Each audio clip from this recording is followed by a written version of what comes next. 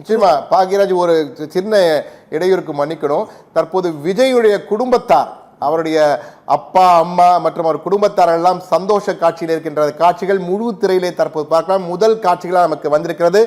விஜயின் குடும்பத்தார் இந்த வெற்றியை கொண்டாடுகின்ற காட்சி, வீட்டிலே விசில் அடித்து தங்கள் மகிழ்ச்சியை வெளிப்படுத்துகின்ற முதல் காட்சிகள் நமக்கு விஜயின் குடும்பத்தார் நமக்கு முதல் காட்சிகளாக வந்திருக்கிறது. விஜயின் அப்பா சந்திரசேகர், அம்மா சோபா மற்றும் அவரது குடும்பத்தார் விசில் அடித்து தங்கள் உற்சாகத்தை வெளிப்படுத்துகின்ற காட்சிகளை நாம் பார்த்து கொண்டிருக்கிறோம்.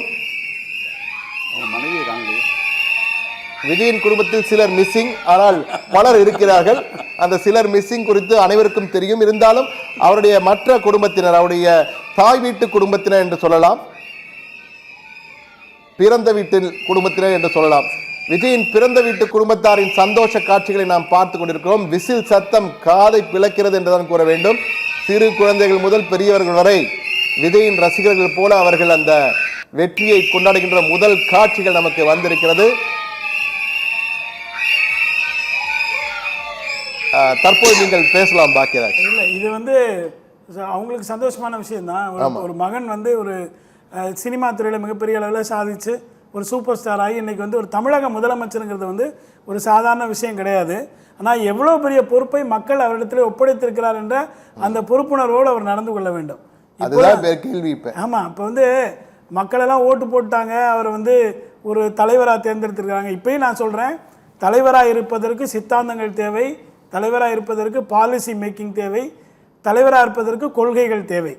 தனி மனித ஒரு பெரிய பொறுப்பற்ற ஒரு நிலை இருந்தது அப்படின்னா தமிழக மக்கள் இப்பேற்பட்ட நிலையிலிருந்து ஜீரோ ஆக்கிறதுக்கு ரொம்ப காலம் இல்லை. அதைத்தான் இந்த 8 மக்களின் என்ன ஓட்டங்களும் அறிவிக்கிறது. இன்னைக்கு இவர்களிடத்தில் வந்தவர்கள் 112 பேர் வேற கட்சியிலேருந்து வந்திருக்கிறார்கள். நீங்கள் எல்லாத்தையும் ஈஸியாக இடப்பட முடியாது.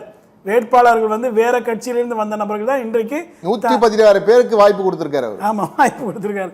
ஆனால் அதை எப்போ, அதனால தான் அவர் முதல்ல ரூம் போட்டு வச்சுட்டார் எல்லாரையுமே. உடனே வந்துருங்க, வெற்றி பெற்றுட்டா முதல்ல என்னுடைய அலுவலகத்துக்கு தான் வரணும், அந்த பயம் அவருக்கு இருக்க தானே செய்யுது. இல்லை, நிஜாமுதீன் சார்கிட்ட ஒரு கேள்வியை கேட்குறேன் நான். அதுக்கப்புறம் செங்கை பத்மநாபன் கிட்ட போகிறேன். சார், இது ஹைப்போதெட்டிக்கல் கொஸ்டின் வாங்க இல்லையா, இது மாதிரி கேள்வி கேட்கக்கூடாது, இருந்தாலும் கேட்குறேன்.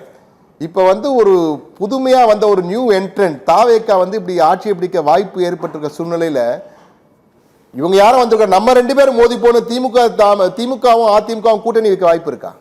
வாய்ப்பே கிடையாது. இந்த மாதிரி வாய்ப்பே நடக்காது. வாய்ப்பு இல்லை, வாய்ப்பே கிடையாது. அது காங்கிரஸும் பாஜகவும் கூட்டணி வைக்கிற மாதிரி ஒரு நிலைப்பாடு தான் ஏற்படும். என்னை பொறுத்தவரை இதில் பயங்கர இழப்பீட்டாக பார்க்கக்கூடியதை நான் காங்கிரஸ் தான் ரொம்ப கஷ்டமாக பார்க்குறேன். இந்த செல்வ பெருந்தொகையும் சிதம்பரமும் சேர்ந்து ராகுல் காந்தியுடைய கனவுல மண்ணவாரி போட்டாங்களோங்கிற சூழ்நிலை. அவர் ராகுல் காந்தி ரொம்ப பிடிவாதமாக இருந்தார். நான் அவர் சரியாக உணர்ந்திருப்பார் போல இருக்குது. அப்போ அதே நேரம் தான் என் வீட்டில் ஏற்பட்டுச்சு. எனது மனைவி நானும் எப்போவுமே ரொம்ப ஃப்ரீயாக பேசுவேன். என் மனைவிக்கு பெரிய அரசியல் போகம் கிடையாது. என்னுடைய அரசியல் போகும் அவருக்கு ஒரு பங்கீடாக போகும். ஆனால் 2 மாதங்களாக சொன்னால் நான் அவங்க கட்சிக்கு ஆதரிக்கிறாங்கிறத நான் சொல்ல வரல. ஆனால் 2 மாதங்களாக சொன்னார் விஜய் லீடு எடுத்துருவார், விஜய் லீடு எடுத்துருவார். நேற்று முன்தினம் சொன்னால் நீங்கள் அடிக்கடி போய் திமுக கூட்டணி பெருசாக வரும்னு சொல்கிறீங்க, இப்படி அடிக்கடி சொல்லாதீங்க, நாளைக்கு உங்களை கேலி பண்ண போகிறாங்க, மக்கள் மத்தியில் இவர் வந்துக்கிட்டு இருக்காரு பாருங்கள், முதல் வேட்பாளர் வரும். முந்தாள் சொன்னார், என்னமோ அப்படி பேசுகிற அப்படி நான் சிரிச்சுட்டே கலந்து விட்டேன். இன்னும் சொல்ல போனால் என்னை விட அரசியல் அனுபவத்தில் குடவாளா என் மனைவி இருப்பாளா என்ற ஒரு நிலைப்பாடு நான் உணர. அதாவது அரசியல்வாதிகளும் சரி, உங்களை போன்றவர்கள் எல்லாம் அரசியல் தான் பேசணும் தவிர மக்கள் உணர்வுகளை பெரிய அளவு கணிக்க தவறிவிட்டோம் என்பதை தான் தற்போது காட்டிக் கொண்டிருக்கிறது.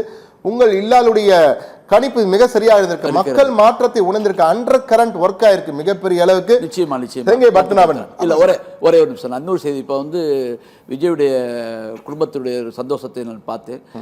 எனக்கு ஒரு வார்த்தை சொல்லணும்னு தோணுது. அவருடைய மனைவியுடைய பிரச்சனையும் தீர்ந்து இந்த சந்தோஷத்தில் அவருக்கு குடும்பத்தோடு வாழ வேண்டும் என்ற வாழ்த்தையும் அதற்கான முன்னேற்பாடுகளை விஜய் செய்ய வேண்டும் என்ற வாழ்த்துக்களையும் நான் தெரிவித்துக் கொள்கின்றேன். என்ன வேணா நடக்கலாம் சார் தமிழ்நாட்டில்.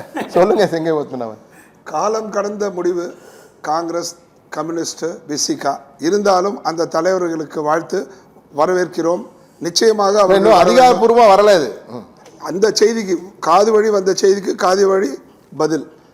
இந்த முடிவு அவங்க தேர்தலுக்கு முன்பு எடுத்திருந்தால் 200க்கும் மேற்பட்ட தொகுதிகளை வென்று தமிழகத்தில் மிகப்பெரிய அளவில் இன்னும் கோலோச்சி இருக்கலாம். அந்த வாய்ப்பை நழுவ விட்டது அந்த கட்சி.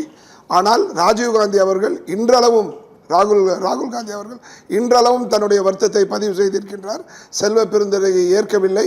அவர் கலந்து கொண்ட கூட்டத்திற்கு தமிழகத்தின் தலைவராக இருந்தாலும் கூட அவர் அழைக்கப்படவில்லை. தேர்தலுக்கு பிறகு அவருடைய ராஜினாமா பெறப்படும் என்று சொல்லக்கூடிய அளவிற்கு ஒரு கால் காங்கிரஸ் தாவேகாவுடன் தேர்தலுக்கு முன் கூட்டணி அமைத்திருந்தால் கேரளத்திலும் காங்கிரஸ் ஆட்சி அமைந்திருக்கும். இன்னும் சற்று மேலான எண்ணிக்கையோடு பாஜகவில் பாண்டிச்சேரியிலும் காங்கிரஸ் தாவேகா ஆட்சி அமைந்திருக்கும், தமிழ்நாட்டிலும் அமைந்திருக்கும். அந்த மிகப்பெரிய ஒரு வாய்ப்பை அவர்கள் இழந்து விட்டார்கள். அதை ராகுல் காந்தி அவர்கள் புரிந்து கொண்டிருக்கின்றார். வருங்காலத்தில் தாவேகாவும் காங்கிரசும் பாராளுமன்ற தேர்தலிலும் வரலாற்று படைக்கப் போகிறது, 40க்கு 40 வெற்றி பெறப் போகின்றது என்ற ஒரு செய்தியை இங்கே நான் பதிவு செய்ய கடமைப்பட்டிருக்கின்றேன். அதாவது அணிமாற்றம் கிட்டத்தட்ட உறுதின்னு சொல்லியிருக்கீங்க.